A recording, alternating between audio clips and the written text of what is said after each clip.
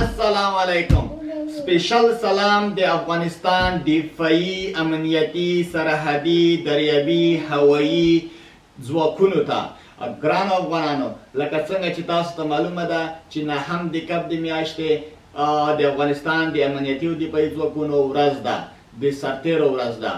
نو موږ تاسو که چېرته نشو کولی چې د دوی سره په سنګر کې برخه واخلو، د خپل ښکلي وطن، خوږ وطن افغانستان دفاع وکړو، نو کم از کم د سوشل میډیا د لارې د هوا په چپو کې د هر ملک نه چې وایي د دوی دپاره د دغه ورځ تبریکي مبارکي دوی ته تاسو ورسوئ او کم از کم یوه د خوشحالي ورځ وروبخئ.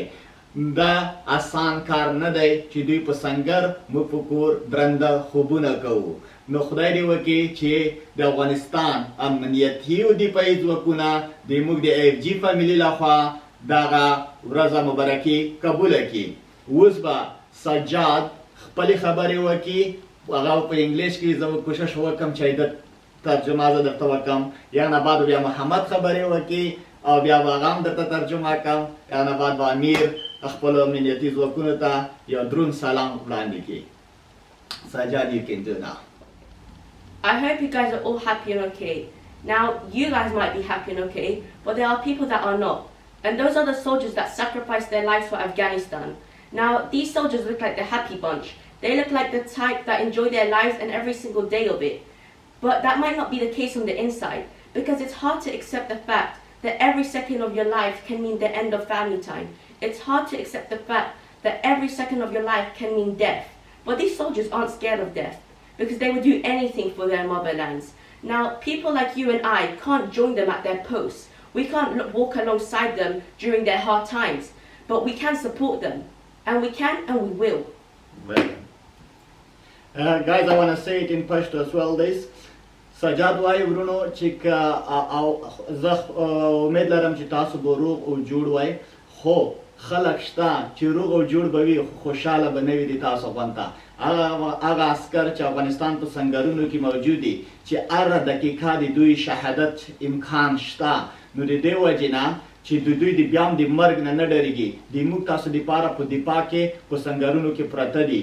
نو که چېرته یعنی دوی په هره دقیقه کې د خپل فامیل نه ناامیده کیدای شي چې واپس خپل فامیل ته را نشي، په ژوندون شهید بشي، مثلا بیا هم د دوی مرګ نه ډارېږي نه.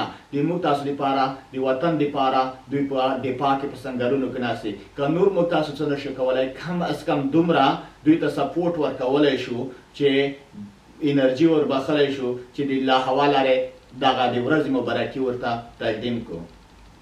محمد. Dear friends, as my brother said, it's really heartbreaking to see the Afghan soldiers leave their families and their children to sacrifice themselves for their motherland, Afghanistan. Can you believe that they're not even scared to become shaheed? Can you even believe that if we can't even leave our family for more than one day, how can they leave their families for more than months, for more than years? That's how brave they are. MashaAllah. Well, ګرانو ورونو، لکه څنګه محمد ښکلی میسیج ورکوی چې څنګه چې د ما ورور خبرې وکړې د زموږ د عسکرو په باره کې، د سنګریانو په باره کې، اتلانو په باره کې، دی وایي چې تاسو خپله یو فکر وکړئ چې هغه د شهادت نه نه ډارېږي، یعنې د وطن په دفاع کې دومره دوی مجنون شوي دي چې هغه هېڅ د شهادت نه نه ډارېږي. او دا وایي چې تاسو دا فکر هم وکړئ چې موږ خپل والدین، د خپل فامیلي کسان د یوې ورځې دپاره نشو پرېښی. ته داسې سوچ وکړه چې هغوی په میاشت په کلونو د خپل فامیل نه لرې په سنګرونو کې پرته وي، نو دا به څومره سخته وي. خو بیا هم دوی وایي چې موږ د دوی باندې پراوډ کوو، فخر کوو چې داسې عسکر هم لرو افغانستان کې. امیر به اوس تاسو ته یو عسکري سلوټ وکړي. امیر سلوټ وکړه. زنده‌باد د افغانستان دفاعي او امنیتي ځواکونه. زنده‌باد. Guys, all say زنده‌باد افغانستان. زنده‌باد د افغانستان دفاعي او امنیتي ځواکونه. ژوندي دې وي. ژوندي دې وي. یالا Say it with We love you We love all. you We love you all. all. Bye.